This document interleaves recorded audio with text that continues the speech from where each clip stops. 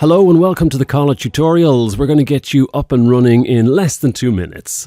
So when you first log into Kolla, it's going to look like this. Maybe you've gone past here already, but otherwise you just write in your email and password and you're in. To get started, click up here on the top right on Add New. Now, if you've got QR codes already in your organization, you can import them here so that you've got everything in one place. So just click on Add QR, give it a name, and then import them. Import the QR code. If you're looking to create a dynamic QR code, then just click here.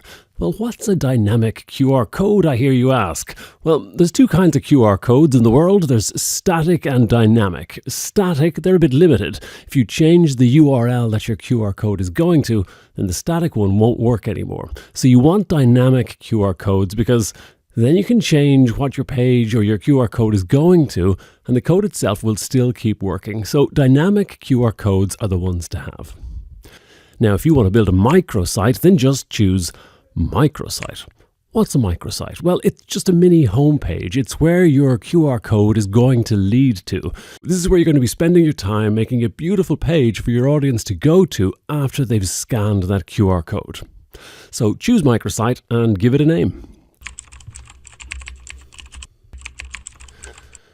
Then choose your language. If you want your microsite to translate automatically into several languages, then it's usually best to start with English.